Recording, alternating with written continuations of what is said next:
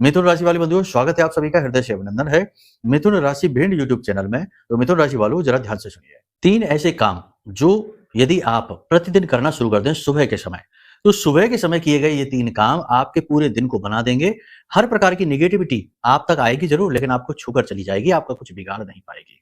तो ये 3 काम कौन-से हैं? ध्यान से सुनिए। जब आप सुबह सोकर जागते हैं, तो उस समय आप निंद्रा से बाहर आए हुए होते हैं। आपका सबकॉन्शियस माइंड जागृत रहता है, अवचेतन मन, और आप दुनिया में इतनी जगह जल्दी घुले-मिले नहीं हैं। तो उस समय आप जो भी क्रियाएँ करते हैं, वो सारी की सारी क्रियाएँ आपके अंतर्मन की शक्ति को बढ़ाती हैं, और अंतर्मन की शक्ति से ही आप इस संसार में कुछ भी उपलब्ध अचीव कर सकते हैं, प्राप्त कर सकते हैं। तो क्या करें?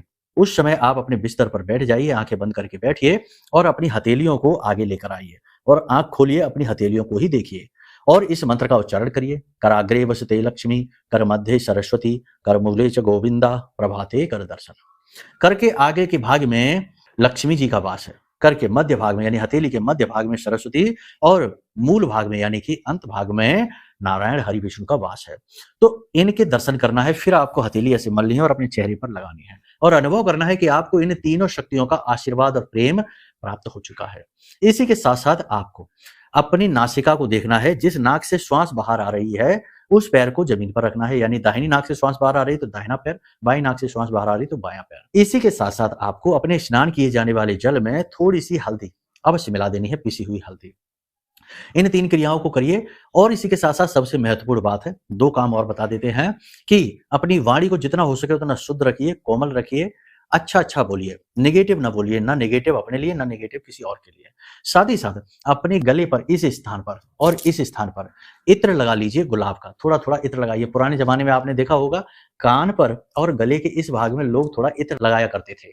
वो जो इत्र है वो आपके शुक्र को एक्टिवेट कर देगा और शुक्र आपके पूरे दिन को बनाएगा। आपके जीवन में खुशियाँ लेकर आएगा, धन लेकर आएगा, कामयाबियाँ लेकर आएगा। तो इन क्रियाओं को यदि आप करते हैं तो आपका दिन ज़रूर बनेगा ही बनेगा। बस भाव बहुत आवश्यक है। बिना भाव के यानी कुभाव करेंगे तो कुछ भी नहीं होगा। अब यदि लंबे समय से किसी विशेष परेशानी से पीड़ित चले आ रहे हैं, दुखी हैं, तो कुंडली विश्लेषण ज़रूर करा लीजिए, क्योंकि हो सकता है कि कुंडली में कोई ऐसा पाप ग्रह योग बैठा है जो आपको पनपने ही नहीं दे रहा है। दीमक की तरह आपकी सारी खुशियों को चाट रहा है। तो इस योग को मिटाना बहुत ज़रूरी है, और ये मिटेगा कब? जब आप कुंडली दिखाएँगे। अगर आपको अपनी जन्म पत्री पता नहीं है, तो उसका भी समाधान है। बस वीडियो में जो नंबर है इन पर फ़ोन कर लीजिए, ठीक है? बाकी सारी आपकी समस्याएँ महामाई की कृपा और आशीर्वाद से हम दूर करने का प्रयास करेंगे। तो प्रेम से बोलिए, जय माई की, जय माँ बगलामुखी।